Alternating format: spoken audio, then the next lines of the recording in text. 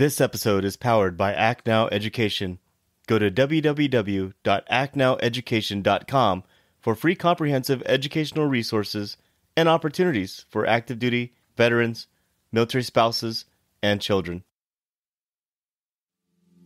Yes, so our mission is to help end veteran homelessness. Unfortunately, a lot of the homeless population, they are veterans or military affiliated in some way, shape, or form. And so we really make it our mission to go out on the streets and help these homeless veterans. So we have housing units, housing locations. We also have a workforce development program to help them transition into civilian life, have successful careers. This episode is dedicated to Heather Harvin's father, retired Army veteran Roy Harvin, who raised a daughter that's now giving back to the few and the brave. Warriors, fall in. It's time for formation. Today I'm joined with a very talented guest who grew up as a military brat. Her father and his actual twin both retired from the United States Army, which is pretty interesting in my opinion. Today our guest serves as a National Corporate and Community Relations Coordinator for U.S. VETS, and we're going to talk about her employer, her position, her journey, and her passion for reaching back and helping out the veteran community. So today I'd like to welcome Miss Heather Harvin to the Morning Formation Podcast. Thank you so much for having me. I'm excited to be here. No, listen, I met you last fall at the Military Influencer Conference. Yep. Along with many other folks that I had known virtually through the pandemic. And it was interesting to talk to you and just to hear your overall passion. And I wanted to definitely get you on the podcast to talk about your position because it's such an important position. But, doing research on you, Heather, and I know you briefly spoke about this before too. You've seen quite a bit of success in music, specifically in singing. A little. And I know from being a military brat, myself being a military brat, that it was quite a challenge to have steady educational studies and any type of steady hobby. Now, how did your singing talent come along with your upbringing with being a military dependent? No, for sure. That's actually a great question. No one's ever asked me that before, so thank you. It was quite interesting because, my dad actually sings. Fun fact. And he's not very public about it, but the fact that he sings, he actually was a great encourager, to me pursuing music and singing and everything. And so, I lucked up because my dad was retired by the time I was trying to take my music and singing very seriously at a young age. And so, I was able to, train and go to classes and go to different schools to really educate myself with my music. So I'm super fortunate for that. My brothers, however, did not have that experience with my dad being in the military at the time. So I feel bad for them, but I don't feel bad for me. Right. I don't know. There's pros and cons to that. On one hand, I look back at my time, childhood growing up, and I think, man, I really wish I could have created those deep roots with whatever school I ended up at. But on the other hand, I moved from Hawaii to the state of Ohio and everywhere in between. I met so many people over the span of my childhood that by the time I was fully an adult, I guess I had a real appreciation for, I guess, all types of cultures, and that's the beauty of being a military brat. But you didn't get a chance to really experience that, huh? I didn't know. We moved once and we moved maybe 30, 45 minutes from one place to the other. That was really it. But I will say I did experience my dad's very strict nature. We'll say that. And I'm very fortunate because the discipline that he instilled in me, I really believe that it has shaped me to be the woman that I am today, for sure. So shout out to the military and all of the rules and just all of the structure, because it creates a great foundation in being an adult. And I wholeheartedly believe that. And I'm grateful. I can tell that you and your father have a lot of respect for one another, because I know that you mentioned him on some of your Instagram posts and even how you carry yourself as well.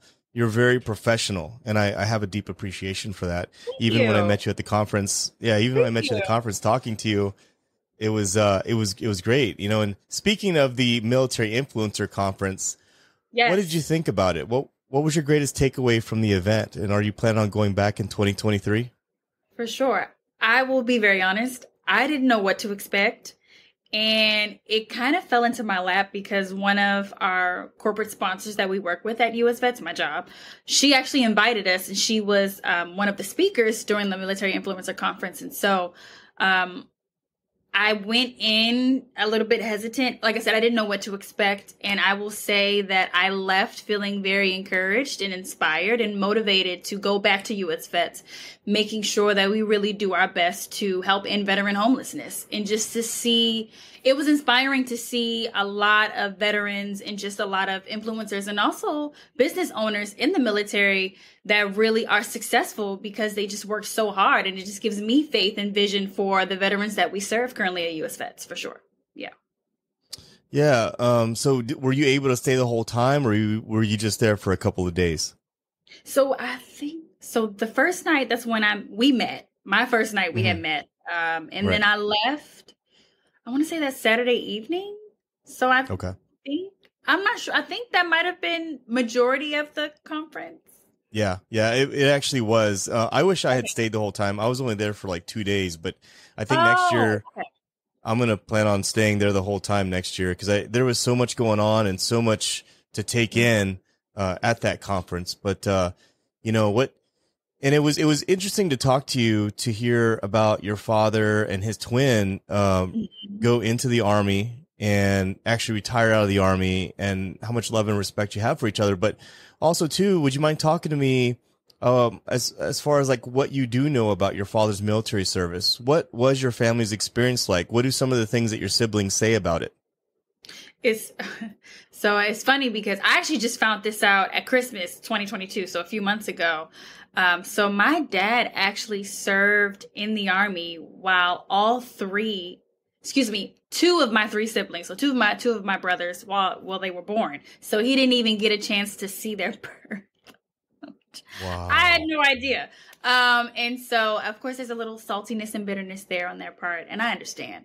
Right. But I do know my dad always talks about his favorite country is Germany. So he served in Germany for a few years and he loved it.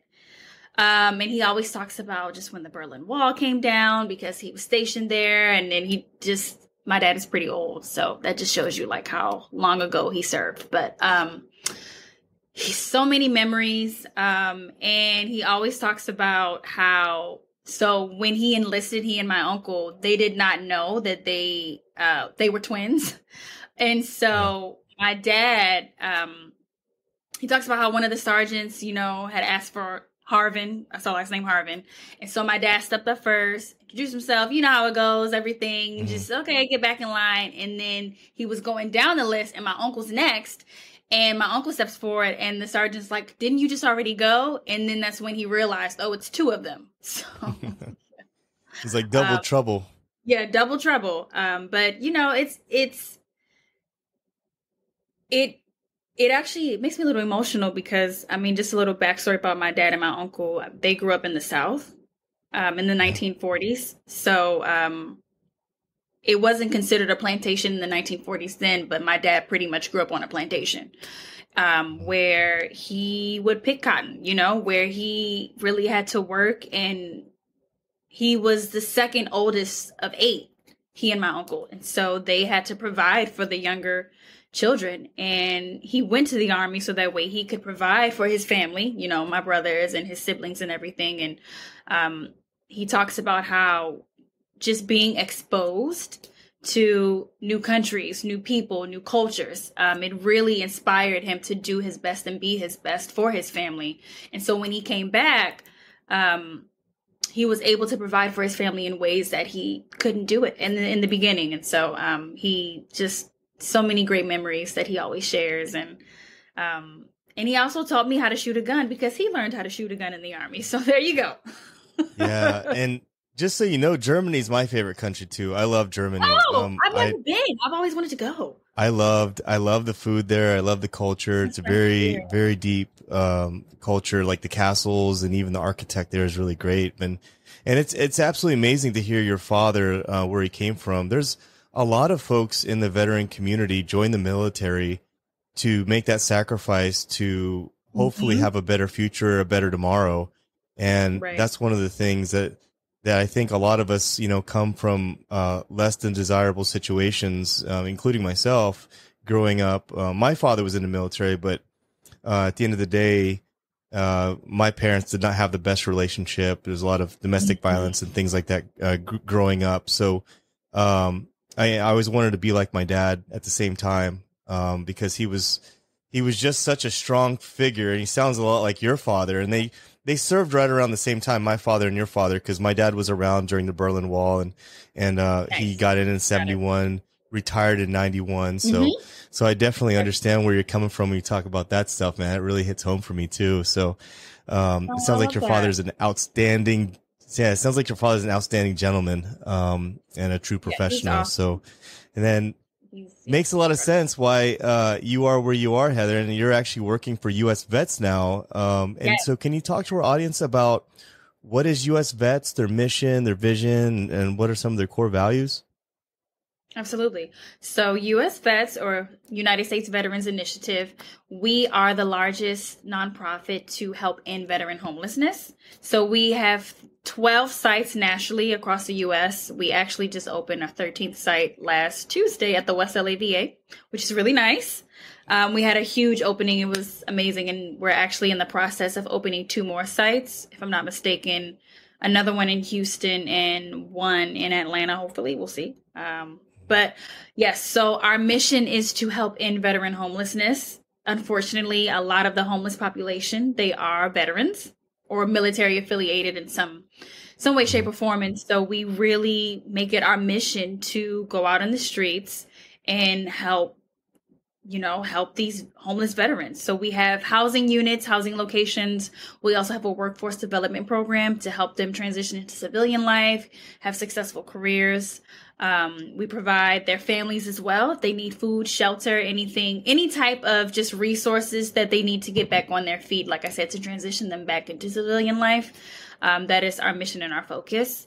It's very unfortunate because a lot of our veterans, I'll say a good majority, they go in and they serve. Obviously, they serve our country and they serve our country well. And then when they come back, they just really they don't know what to do after that. They don't have a lot of opportunities that are lined up for them. And so they kind of go into this hole and into this pit where they are stuck and they need help. And so that is what US Vets, that's what we're here for, to really help them. Yeah, get back on their feet. Yeah, it's absolutely amazing to look at the statistics and look at the amount of homeless and how many folks that were in the military who are part of that statistic specifically, but then also with the suicide rates.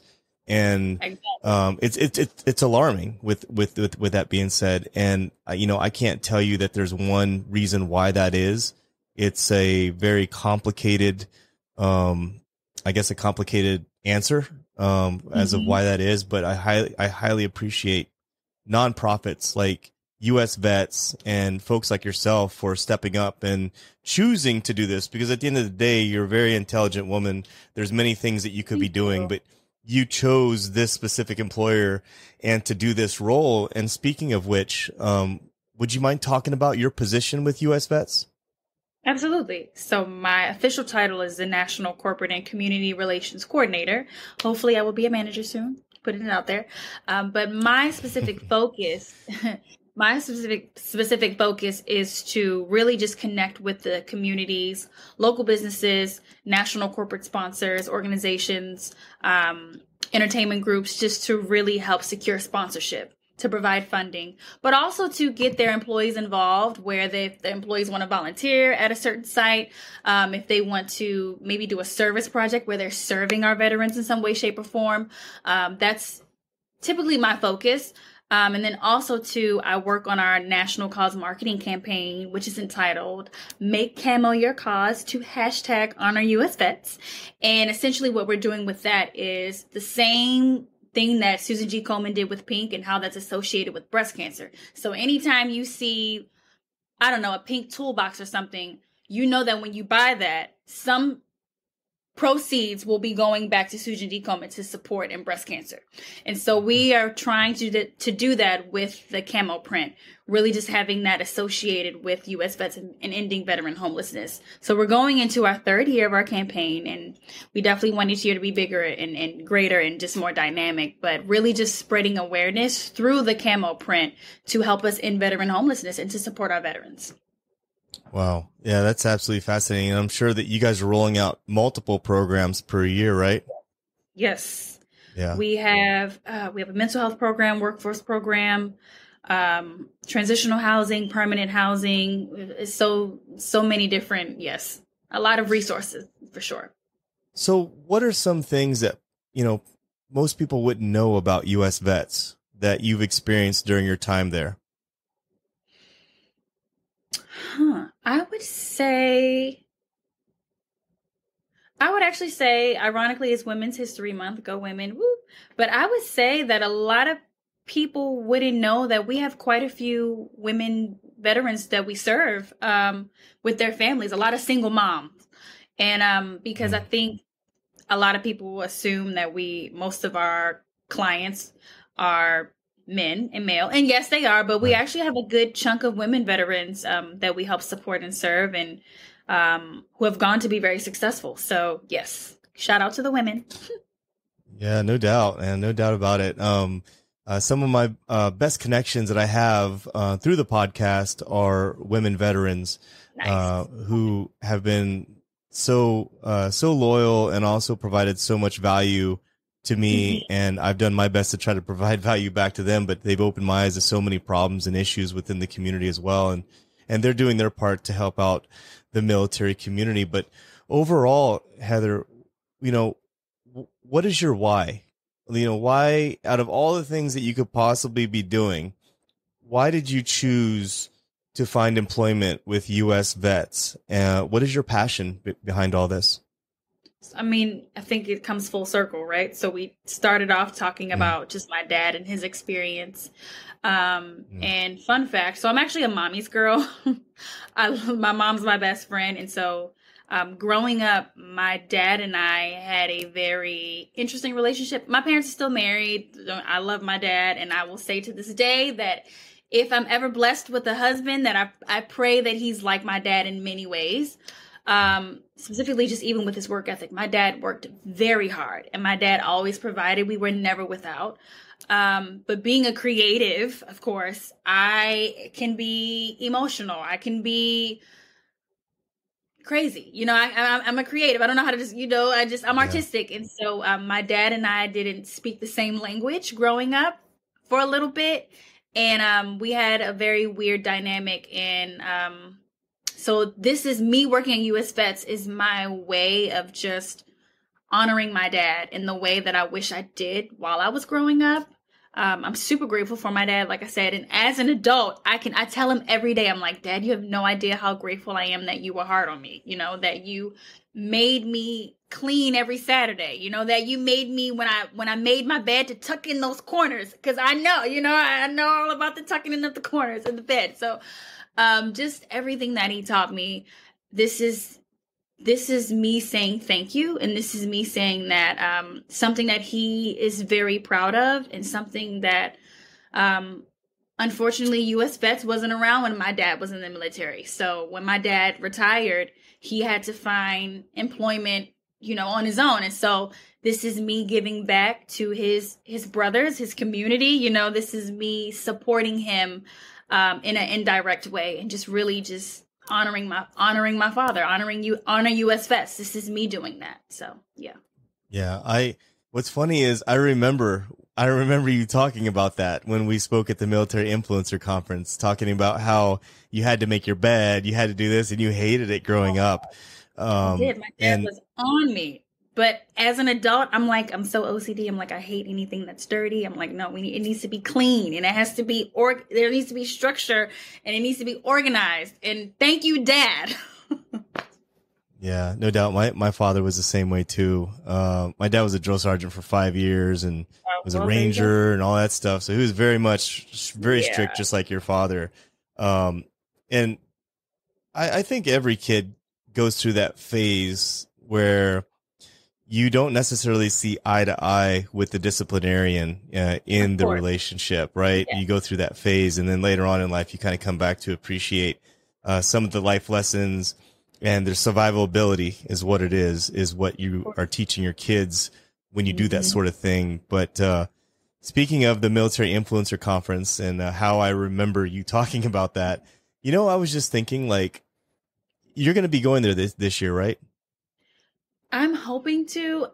I think they changed. It's in November now, right? It's no longer in October, I think, It's in this year. November, yeah. That might be a little hard because obviously Veterans Day is in November. And so depending on when it falls, we have our big gala right before Mhm. the day before Veterans Day. So, I mean, I will try my hardest to make it work because I actually really enjoyed myself. So, yeah. Well, I was just thinking, like, how cool would it be to have the famous Heather Harvin sing the national anthem? Oh, Maybe to break it open, to open it up. I know. God. Who do We I need need to to talk? figure that out. I don't know. I don't know if they would want me to. I don't know. Why would they not want you? You're like the perfect person. Oh, You thank you. represent so much. You represent so much. I Thank don't know. I was just thinking that, and you seem like you got such an interesting music career. Just to talk about that, to pivot to that, what's beyond the horizon for you, like going forward with what you're personally doing, with your either your career or your music? Where will we see Miss Harvin in the next 5, 10 years or so? Well, I can say I guess next week. Next week, Miss Harvin will be headed to Austin to perform at a songwriters exhibit during South by Southwest. So I'm very excited about that. I kind of fell Wow. into my lap.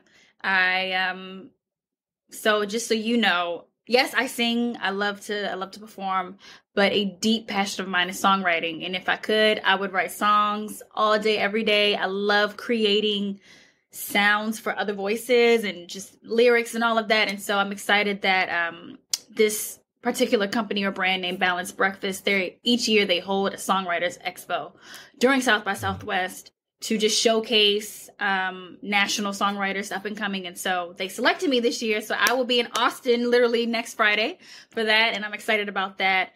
And I mean, the goal, the ultimate dream, I would love to win Song of the Year at the Grammys.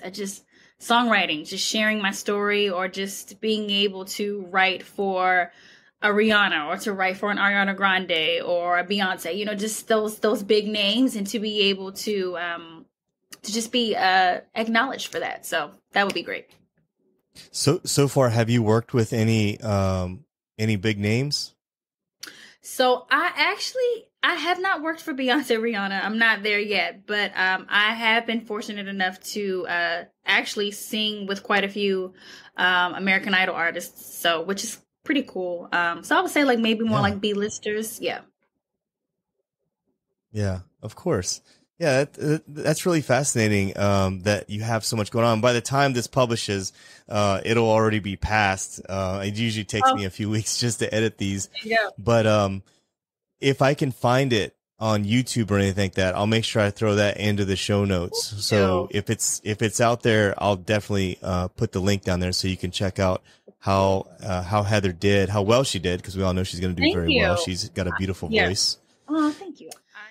I was very fortunate. Right before COVID, actually, I was able to perform at the Hollywood Bowl with Kristen Chenoweth. I don't know if you guys don't know who she is. She's a huge musical theater Broadway star. She's now a TV film actress, very talented. And so, just being able to perform on that big stage with such an icon in the musical theater world, it was a dream come true. Oh, no doubt about it. No doubt about it. Now, what part of the South are you from? I'm actually from Baltimore, Maryland. My dad is from Charleston, South Carolina. Okay. Okay. When I think of music in the South, I either think of Nashville or Atlanta. Oh, of course, of course. I don't know why. Is that pretty much the two music capitals of the South? Absolutely. Yes, definitely Yeah. Nashville, for sure Atlanta. And actually North Carolina is starting to come, get a little bigger, but Yeah. for sure Nashville and Atlanta. I've actually never been to Nashville. I've always wanted to go, so hopefully that can happen soon too. Yeah, no doubt. Was that part of your reason for moving to LA? It was. So I moved. I turned 18 and I said, I want to be a music star. I'm leaving Baltimore. There's nothing here for Mm-hmm. me. I'm bye. And I've now been here for 14 years and I love it. Yeah, no doubt. I know there's a lot of folks that come here for acting and music and things like that, Mm-hmm. and I actually didn't think about it till just now. Put two and two together, you know, because your family's all down there, and then you're up here, sort of on your own. It makes sense that you wanted to launch your career and come up here and find those opportunities out there. So, Heather, it's been so awesome learning about you, your position, your passion behind what you do. Now, over the years, you know, you've been working for US Vets for over a year now, from what I see. And Mm-hmm. with that being said, you know, what advice would you have for folks in our military community? If there's any piece of advice, any chunk of advice that you'd like to provide, what would that be? I will say, just a piece of advice is just, I think just from working with the clients that we serve at US Vets, a lot of them end up homeless because they are hopeless and they feel like they don't have that same community and support that they have while they were serving. And so a piece of advice would just be to those who are currently serving or to veterans who might feel that they're very isolated or lonely, just please know that, you know, there are resources available to you, specifically even with that US Vets. We are a family and we want to welcome you into our family. You know, we want to do our part to make sure that you are taken care of, and just know that you are not alone, because a lot of them, like I said, they really feel like it's just them against the world. And that's not true at all. We are here to walk with you, and we're here to fight with you always. Yeah, that's deep, actually. And being a vet myself, I know the feeling. They say less than 5% ever serve in the U.S. military, and then an even lesser percentage of that ever go to war. So a lot of times when I'm sitting at the Thanksgiving table with my family, or if I'm sitting at a large table with my friends, I can count on this, that I will probably be the only one there that has my experiences. And sometimes it makes it very difficult to assimilate or to share those experiences. Mm-hmm. Um, and a lot of times you would get the weird questions, sometimes inappropriate, sometimes strange, and sometimes you get the stereotypes too. So it's important for those of us that are in the community to stick together and provide that hope, just like what you mentioned right now. Provide that hope and make sure folks know that they're not alone and that there is help out there. I know that what you see today is me doing this podcast, and I seem like I'm doing okay, but I've had a lot of dark moments in my own life that I've had to tread water and overcome obstacles. So I deeply appreciate folks like you who are dedicating their career and their time and their lives to reach back to our military community and help out. So thank you so much for what you do with US Vets and your passion for that. And thank you for your service. Seriously. We need more KPs in the world. We do. We really do. So thank you. And this podcast and platform is beautiful. So thank you for having me. I loved it. No, absolute honor to talk to folks like you. And Heather, for anyone out there that's interested in following up with you on anything that you mentioned for this podcast, what's the best platform for them to contact you? Is it LinkedIn, Facebook? What do you want them to contact you on? I would say LinkedIn is great. And literally it's my first and last, Heather Harvin. And it's a picture of me in a red shirt, it's a black top, red bottom, but you should be able to find me.